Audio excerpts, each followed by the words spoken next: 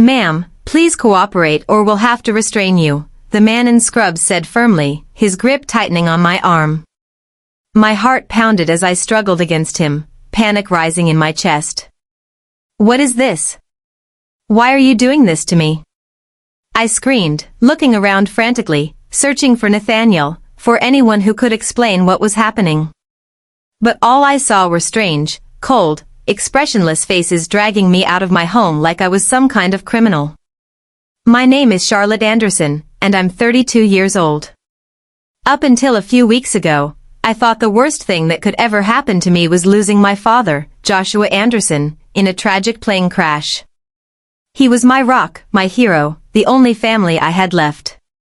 But that morning, as I was forced into an unmarked van and taken to a place I didn't understand, I realized my nightmare had only just begun. My husband Nathaniel, the man I trusted with my life, was nowhere to be found. The drive felt like it lasted forever, though I couldn't tell you exactly how long. My sense of time was warped by the panic coursing through my veins.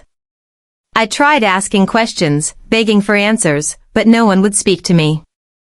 The van smelled sterile, like disinfectant, and the hum of the engine was the only sound.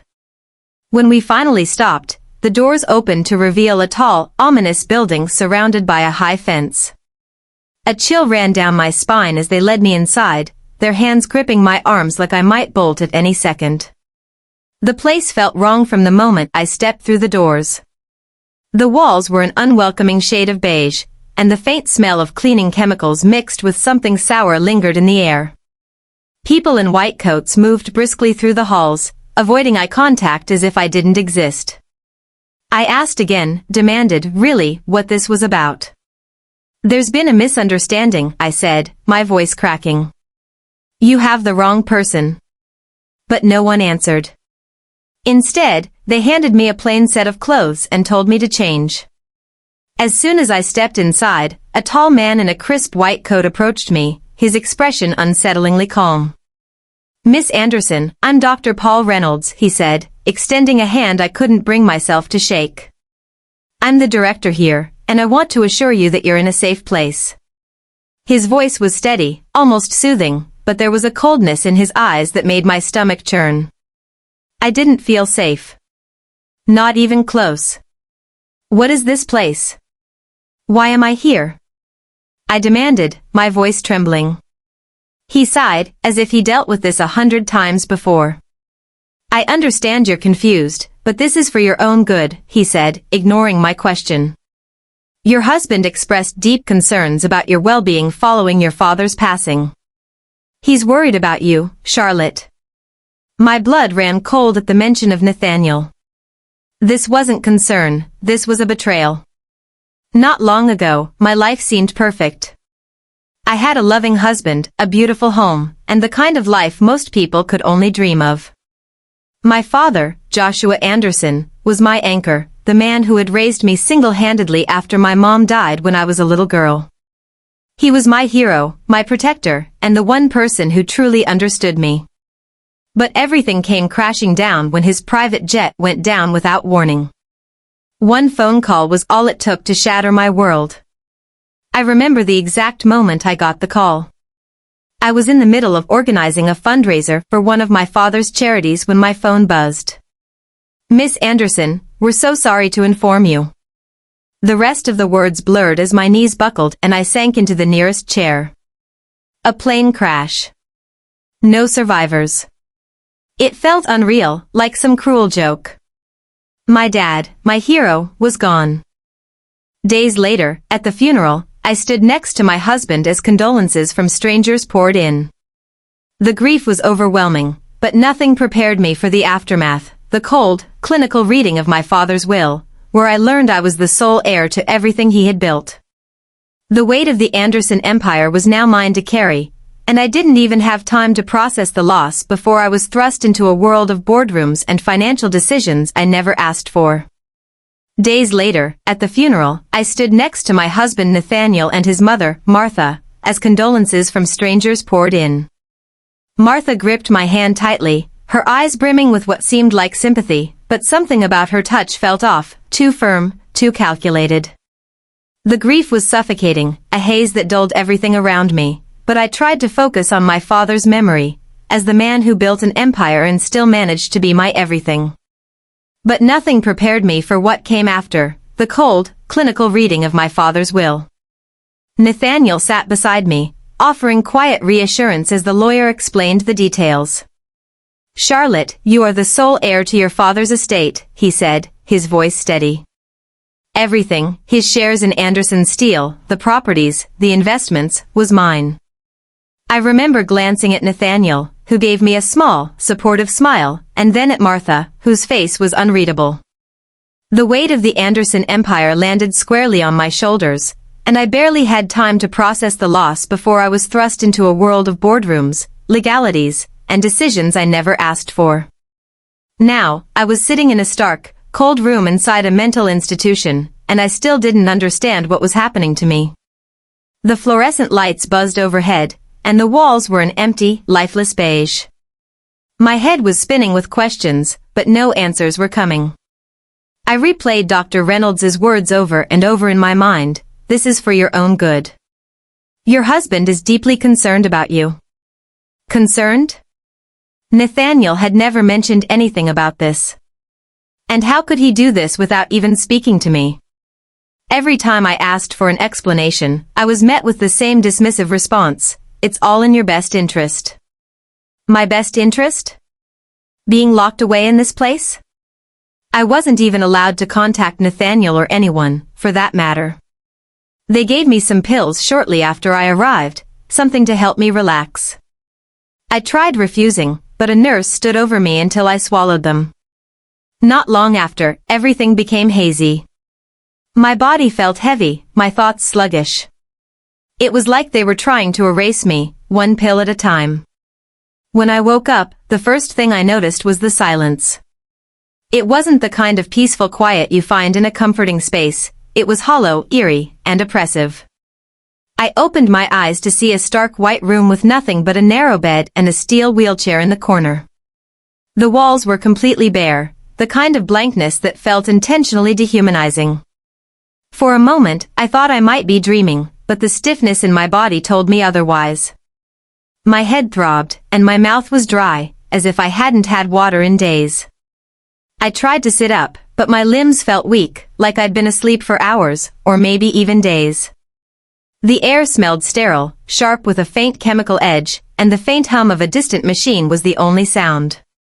Panic bubbled in my chest as I scanned the room for any sign of familiarity or explanation. There was nothing. No clock, no window, not even a mirror. Just the emptiness. I called out weakly, "Hello? Is anyone there?" My voice cracked, barely more than a whisper, and the only response was my own echo. The silence became unbearable. The more I sat there, the heavier the weight on my chest grew.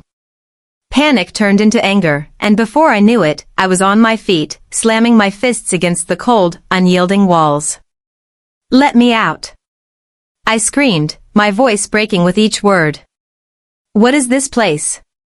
Someone tell me what's going on." My hand stung with every impact, but I didn't stop.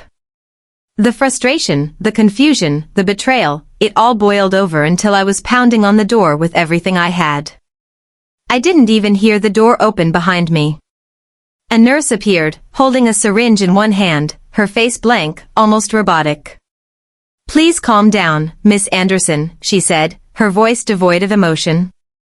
I stumbled back, shaking my head, but before I could react, she grabbed my arm with surprising force and plunged the needle into it. "No. Stop." I shouted, but it was too late. The room began to spin, and my legs gave out beneath me. My last thought before everything went black was that this couldn't be real. This had to be some kind of nightmare. The next 2 weeks passed in a haze, though I only realized how much time had gone by when I overheard a nurse mentioning it to another staff member. I spent most of my days in a drugged stupor, barely aware of my surroundings. The medication dulled everything, my emotions, my thoughts, even the physical sensations of my own body. I couldn't muster the strength to ask questions anymore. The Charlotte I knew, the one who fought, who demanded answers, felt like a distant memory. I'd wake up briefly, eat the tasteless food they brought me, and then drift back into unconsciousness. My dreams were fragmented and strange, filled with distorted faces and muffled voices. Sometimes I'd catch glimpses of Nathaniel in those dreams, but I couldn't tell if it was my mind playing tricks on me or if I was clinging to the last bit of hope I had left. Each time I woke, I felt heavier, like I was sinking deeper into a void I couldn't escape. I wasn't living, I was just existing. And that terrified me more than anything. I stared at her for a moment, trying to gauge if she was serious or just messing with me. Her eyes didn't waver, and there was something about the way she held herself, calm but sharp, like she was always calculating. I was confused and wary, but what choice did I have? I was desperate, and for the first time in weeks, someone had spoken to me like I was a person, not just another sedated patient. "What do you mean?" I whispered back, my voice hoarse from disuse. Lily leaned in closer, her voice barely audible. "This place isn't just for the mentally ill," she said, glancing around to make sure no one was listening. "People end up here because someone wants them gone. You think you're the first?" My stomach twisted at her words, but I didn't have time to process them before she sat back, acting like nothing had happened. "You can either trust me, or you can stay here and rot," she said casually, stabbing her fork into a sad pile of carrots. Trouble or not, I knew one thing, she might be my only chance to get out of this hell. Later that day, during the brief free time they allowed us in the common area, Lily found me again. She sat down next to me, keeping her tone casual, as if we were old friends chatting. "I've gotten out of here before, you know," she said, twirling a strand of her dark hair between her fingers. I glanced at her, trying to mask my surprise. "You've escaped?" I whispered, barely believing what I was hearing. She nodded, a smirk tugging at the corner of her mouth. "A few times. It's not as hard as you think, but they always find me. The streets aren't exactly forgiving, and I stick out too much. After a few days, they catch me, bring me back, drug me up for a while, and act like I never left." Her voice was steady, almost nonchalant, but I could see a flicker of frustration in her eyes. "But you," she added, looking straight at me, "you're different. You don't belong here, and you've got something they want to keep locked away. That makes you dangerous to them, and that means we have a better chance if we work together." Lily leaned in closer, her voice barely above a whisper. "I got caught again the day before you arrived," she admitted, her smirk fading for the first time. "I was so close, but they picked me up a few streets over. Same routine, dragged me back here, pumped me full of meds, and threw me in isolation for a few days. But this time, I've been watching. Studying the new guards. They're not as sharp as the old ones." I raised an eyebrow, skeptical but intrigued. "New guards?" I asked quietly, my voice trembling with both curiosity and fear. She nodded, her dark eyes glinting with determination. "Yeah. The night shifts especially. They're lazy, distracted. I've been mapping their routines, during meals, free time, and lights out. I know when the hall cameras are watched and when they aren't." She glanced around the room, her gaze darting between the other patients and the staff. "If we do this right, they won't even see us coming."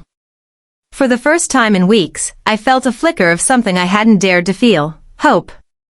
Over the next few days, Lily and I quietly started piecing together a plan. She'd whisper to me during meals or in the common room when no one was close enough to overhear. Every detail mattered, what time the night shift guards switched, which doors were left unlocked for staff convenience, and the quickest route to the outer gate. "Timing is everything," Lily said one evening, her voice barely audible as she pretended to stir her bland soup. "If we get caught, it's game over. They'll double the meds, and we'll never get another chance." We decided on 2 nights from then, during the dead hours when the staff was at its laziest. Lily would create a distraction near the nurses' station to pull their attention, while I slipped into the hallway with a stolen key card she had managed to swipe during one of her earlier outings. Once the hall was clear, We'd meet at the back exit and slip out through a maintenance door she swore hadn't been locked in months. "It's risky," she said, her voice serious for the first time. "But it's the only shot we've got." I nodded, swallowing hard. Risky didn't even begin to cover it. But staying here wasn't an option. The night of the escape, my heart pounded so loudly I was sure it would give us away. Lily's timing was flawless. She managed to knock over a cart near the nurse's station, sending trays and equipment crashing to the floor. The noise echoed through the halls, drawing the attention of the guards like clockwork. I slipped out of the common room, clutching the stolen key card so tightly it dug into my palm. My legs still felt weak from the medication, but adrenaline pushed me forward. Lily met me at the maintenance door, her face flushed but focused. We were halfway to the outer wall when the shouts started. "Stop them! They're escaping!" My chest tightened as I glanced back to see two guards sprinting toward us, flashlights cutting through the darkness. Panic surged through me, but Lily grabbed my arm and pointed ahead. "Go! The wall's just up there," she hissed. I didn't have time to think. I ran toward the towering barrier, every step burning as if my legs might give out. When I reached the wall, I clawed at the rough surface, forcing myself to climb even though my arms felt like lead. Behind me, I heard Lily yell, "Keep going, Charlotte. Don't stop." My heart sank as I looked back and saw her standing firm, facing the guards. She grabbed a loose piece of wood from the ground and swung it wildly, buying me precious seconds. "Go," she screamed again. My breath caught as I reached the top of the wall, pulling myself over with every ounce of strength I had left. The last thing I saw before dropping to the other side was Lily, defiant to the end, as the guards closed in on her. I don't know how I managed to find the strength to climb that wall after so many days of being pumped full of heavy medication. My muscles ached, my head was spinning, and every movement felt like I was dragging my body through quicksand. But when you're fighting to survive, something primal kicks in. You find strength you didn't know you had, fueled by fear, desperation, and the sheer will to escape. My fingers clawed at the rough concrete, scraping and burning as I pulled myself up inch by inch. The sounds of Lily struggling with the guards echoed behind me, her shouts urging me on. My arms screamed in protest, my legs felt like they might give out any second, but I didn't stop. I couldn't stop. With one final heave, I threw myself over the top and tumbled to the ground on the other side, the impact jarring but freeing. For the first time in weeks, I felt the cool night air on my skin. I was out, but my heart ached knowing Lily had stayed behind to make it happen. The next 2 days were a blur of fear and exhaustion. I didn't have a plan, no idea where to go or who to trust. The streets were cold and unforgiving, and every noise, every car horn, every passing stranger, sent my heart racing. I kept to the shadows, ducking into alleys and abandoned buildings whenever I thought someone might be following me. I was terrified they'd find me, drag me back to that awful place, and lock me away for good. My body felt like it was running on fumes. The medication still lingered in my system, making me feel sluggish and disconnected, and the little food I found barely took the edge off the hunger gnawing at me. I barely slept, too afraid that someone would recognize me or report me to the authorities. The world outside was supposed to be freeing, but instead, it felt like a cage of its own. My mind kept going back to Lily. Was she okay? Had she paid the price for helping me? The guilt was overwhelming, but I couldn't let it stop me. I had to keep moving. After 2 days of hiding on the streets, I couldn't take it anymore. I needed help, and the only person I could think of was Jonathan Sachs. But I wasn't stupid. I couldn't just announce myself. I'd managed to collect enough spare change by holding out an old coffee cup on a busy corner, avoiding eye contact with everyone who passed. Humiliation aside, it was enough to get me to a payphone. I dialed the Anderson Steel main number, my fingers shaking as I pressed each button. When the receptionist answered, her tone was clipped and professional.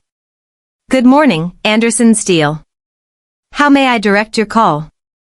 I hesitated for a second before lying through my teeth. "Hi, this is Anna Collins," I said, trying to sound composed. "I'm a former colleague of Jonathan Sacks, and I need to speak with him right away." There was a pause, and my heart raced as I imagined her questioning my story. But then she said, "One moment, please," and the line clicked to hold. I let out a shaky breath, clinging to the faint hope that he'd actually pick up.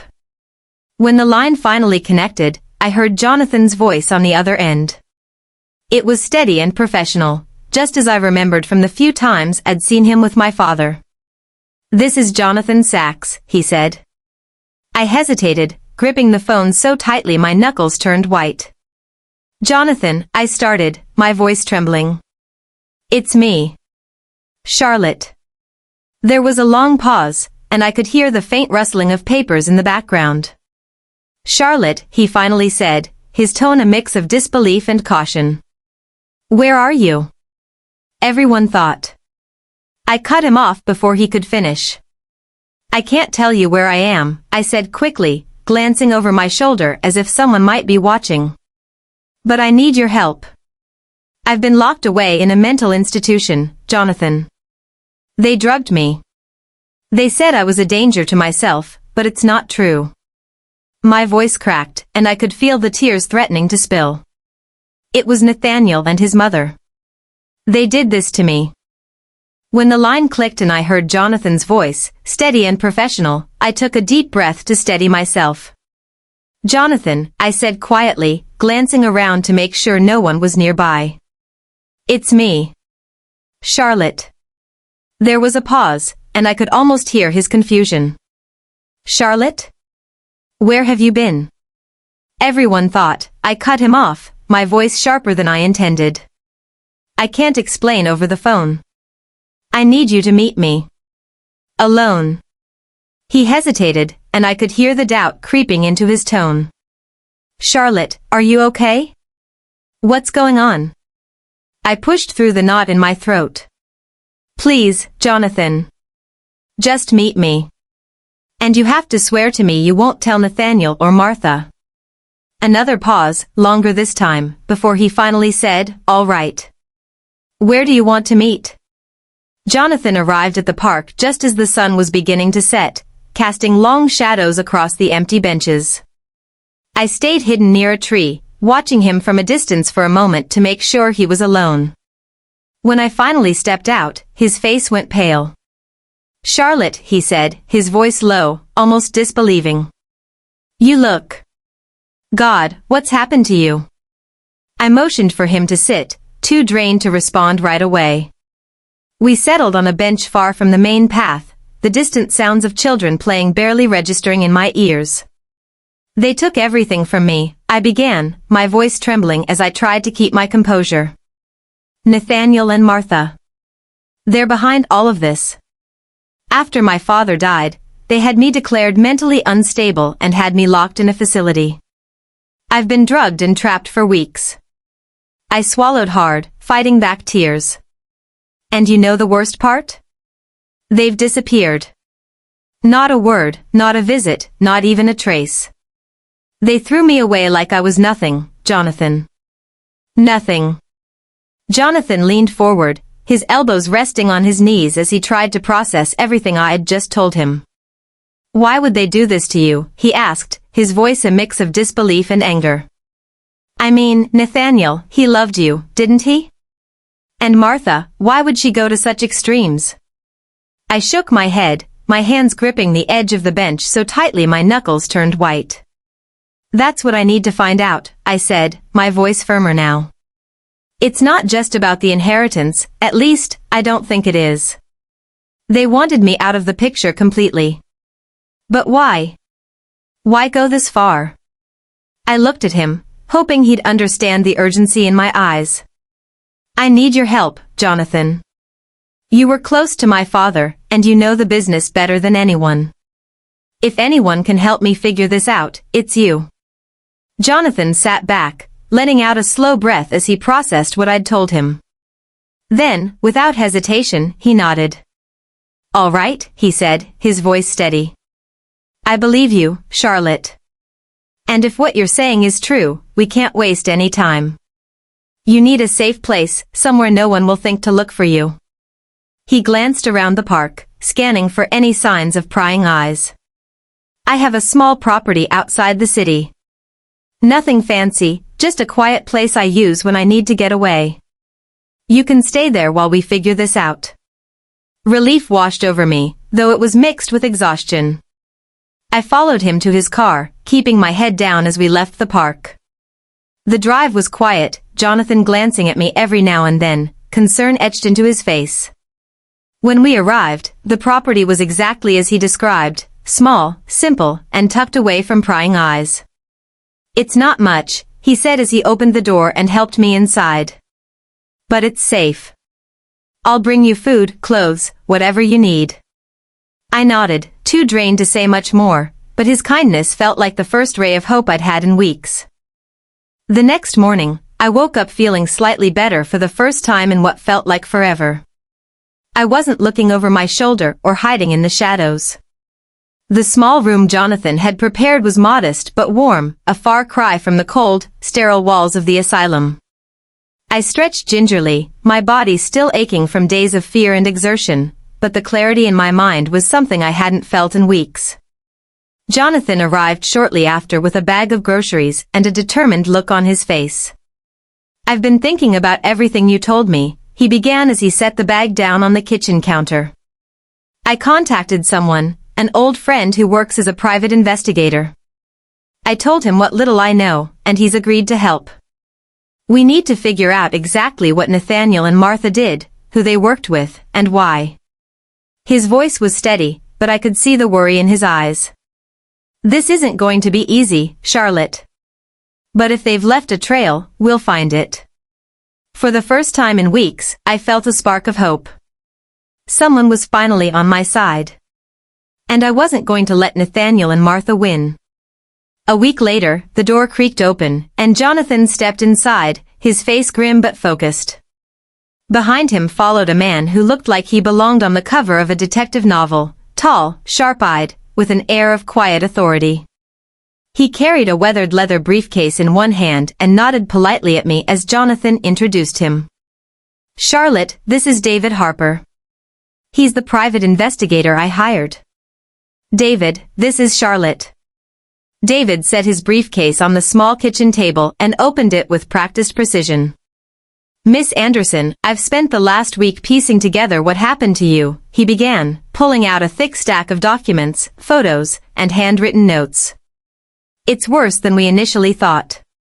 And frankly, it's astonishing how far they went to cover their tracks. He laid out the first set of papers, official-looking forms with signatures and seals.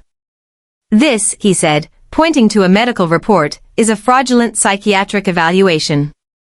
Nathaniel and Martha hired a psychiatrist, Dr. Evelyn Marks, to fabricate this report. It states that you were a danger to yourself following your father's death and that you needed immediate psychiatric intervention. I stared at the document, my stomach turning. But how could they make that stick? I was fine. Grieving, but fine. David nodded grimly. They knew grief alone wouldn't hold up, so they exaggerated your behavior, claims of paranoia, erratic mood swings, even self-harm. None of which were corroborated. That report was the foundation for what came next. He slid another paper forward. This is the expedited court order, signed by Judge Leonard Grayson, a name that appears on several questionable cases I've investigated before. He was bribed to fast-track the order, bypassing the usual scrutiny. Jonathan leaned against the wall, his arms crossed, his face growing darker with every word. David continued, pulling out another set of documents. Once the court order was signed, it was sent directly to the facility where you were admitted. The owners of that institution, Dr. Paul Reynolds and his partners, are known for accepting high-profile patients with special circumstances. They've been under the radar for years, taking bribes to keep people out of sight and under control. He placed a photo of Reynolds and Nathaniel shaking hands at what appeared to be a private meeting.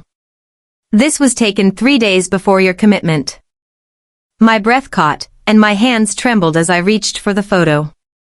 Nathaniel, he planned this. They both planned this, I whispered, my voice barely audible. David nodded again. Not only did they plan it, but they also ensured you'd stay heavily medicated, reducing your chances of reaching out or appearing coherent if anyone visited. He tapped another paper, a ledger showing payments. Here's the money trail. Nathaniel transferred $250,000 to Dr. Reynolds the day after you were admitted. That payment bought your silence. I felt like I couldn't breathe, the room spinning as the weight of their betrayal hit me. And Martha? I asked, my voice raw. David's expression hardened. She was instrumental. Communications between her and Nathaniel show that she pushed for this. She convinced him it was the only way to secure your inheritance without you in the picture. They'd gain full control of the Anderson estate. He pulled out one last piece of evidence, a series of emails between Nathaniel, Martha, and Dr. Marks. They discussed everything in chilling detail, fabricating the report, bribing the judge, and ensuring I'd be kept sedated indefinitely. They were thorough, David admitted.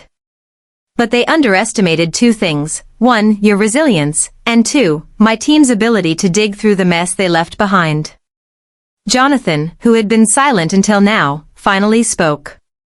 Charlotte, this is enough to take them down. With this evidence, we can not only expose what they've done but ensure they're held accountable. His voice was firm, but I could see the anger simmering beneath. I looked at the spread of evidence before me, proof of the lengths they'd gone to strip me of my freedom, my sanity, and my life. My fear began to give way to something stronger, something that had been building since the day I escaped: determination. They thought they could destroy me, I said, my voice steady despite the storm brewing inside me. But they're going to learn just how wrong they were. When Jonathan and David left, the house fell silent again, leaving me alone with the weight of everything I'd just learned. I sat at the kitchen table, staring at the stack of evidence, the damning proof of what Nathaniel and Martha had done to me. My hands trembled as I traced the edges of one of the photos, a snapshot of Nathaniel shaking hands with that awful doctor, Paul Reynolds. It felt surreal, like I was looking at a stranger instead of the man I once loved with all my heart. Nathaniel. His name echoed in my mind like a haunting melody I couldn't silence. How could someone I trusted so deeply, someone who had held me during my darkest moments after my father's death, do something so brutal? The memories of us together came flooding back, the laughter we shared, the promises we made, the way he looked at me as if I were his whole world. Was any of it real? Or was it all just part of some long con, orchestrated by his manipulative mother? I pressed my hands to my face, the tears finally spilling over. It wasn't just the betrayal, it was the cruel, calculated way they'd stripped me of my life, as if I were nothing more than an obstacle to be removed. The next morning, Jonathan arrived at the small property earlier than usual, his face tense but energized. Charlotte, he said, motioning for me to sit with him at the table. David and I spoke with the authorities last night. After reviewing the evidence, they've confirmed we have a strong case, strong enough to take Nathaniel and Martha into custody immediately. I blinked at him, the words almost too overwhelming to process. So it's happening? I asked, my voice barely above a whisper. He nodded firmly. Yes. They've issued warrants for both of them, Nathaniel and Martha. The authorities are coordinating to ensure they're apprehended simultaneously. It'll be discreet but swift. Relief and anxiety flooded me all at once, relief that justice might finally be within reach, but anxiety at the thought of facing the fallout. What happens to them now? I asked, trying to steady my voice. Jonathan leaned forward, his tone reassuring. They'll be taken in for questioning first. Once in custody, the evidence we've gathered will speak for itself. Jonathan glanced at me as he stood to leave. By the way, he said, his tone calm but firm, they already have officers watching the mansion. If Nathaniel or Martha try to run, they'll be caught before they get anywhere. After Jonathan left, I stared at the phone for what felt like hours, the weight of everything pressing down on me. Finally, I couldn't hold back any longer. With trembling hands, I dialed Nathaniel's number. The line rang twice before he picked up. "It's over, Nathaniel," I said, my tone sharper than I expected. There was a beat of silence on the other end before he replied, "Charlotte? Oh my God, is it really you? I've been so worried about you. Where are you? Are you okay?" "Cut the act, Nathaniel," I said sharply, my voice like steel. "I didn't call to hear your lies. I know everything." There was a beat of silence on the other end before he spoke again, this time more cautiously. "I don't know what you're talking about," he said, his tone measured but tinged with nervousness. "Where have you been? People have been looking for you." I was worried sick. "Worried?" I scoffed, gripping the phone tighter. "You mean worried I'd escape? Worried I'd find out about the lies you and your mother spun to have me locked away?" I didn't let him interrupt. "Save it, Nathaniel. I know about the fake diagnosis, the bribes, the payments to keep me drugged and out of the way. It's over, Nathaniel." He hesitated, his voice faltering slightly. "Charlotte, I don't know where you're getting this from, but you've been through so much lately. Maybe you're confused. Don't you dare patronize me." I snapped, cutting him off. "You think I don't know what you've done? I have the proof, Nathaniel. The bribes, the documents, the payments to the clinic. It's all out in the open now. You and Martha thought you could bury me, but you underestimated me." Nathaniel was quiet for a moment, and I could hear his shaky breath on the other end of the line. "Charlotte, I didn't know what else to do," he finally stammered, his voice breaking slightly. "It wasn't supposed to be like this. Martha said it was for your own good. She said you were spiraling after your father died. I thought we were helping you." "Helping me?" I said, my voice rising with disbelief. "Do you even hear yourself, Nathaniel? You drugged me, locked me away, and stripped me of my life. You didn't help me, you tried to erase me." "I didn't want to erase you," he snapped suddenly, the facade cracking. I didn't want to lose everything. Martha said if you were declared unfit, we could take control of the estate until you recovered. I thought it was temporary. You thought I'd what? Thank you for ruining my life?" I interrupted, my fury bubbling over. "Be honest, Nathaniel. You never intended to give anything back. This wasn't about helping me, this was about greed. Admit it." "No," he shouted, his voice desperate now. "I loved you, Charlotte. I still do. I swear to God, I never wanted to hurt you. Martha, she made it sound like the only way. She kept pushing and pushing, and I was weak, okay? I listened to her because I thought it was what I had to do. Stop hiding behind her." I yelled, my chest heaving with anger. "You signed those papers, Nathaniel. You made the payments. You stood by while they drugged me and let me rot in that place. Don't you dare try to make this about her. Take responsibility for once in your life." "I didn't know it would get that bad," he shouted back, his voice breaking completely. I thought it would be easy. That you'd be out of the way for a little while, and then we could figure it out later. I didn't know they'd keep you drugged like that. I didn't know you'd." His voice trailed off, the weight of his guilt sinking in. "You didn't know?" I said bitterly, my tone dripping with contempt. "You didn't want to know. You closed your eyes and let her manipulate you because it was easier than standing up for what was right. And now you're going to pay for it." Nathaniel's voice was barely a whisper now. "Charlotte, I swear, I'll make it right. I'll tell them everything. I'll go to the authorities. Just, please believe me. I never stopped loving you." "Loving me?" I repeated, my voice cold. "If this is what your love looks like, I don't want it. You and Martha destroyed everything, Nathaniel. There's no fixing this." For a moment, The line was silent except for his shaky breathing. "Charlotte," he said finally, his voice broken. "I'm sorry. I don't know what else to say." "You can say it to the police," I said flatly. And before he could respond, I hung up.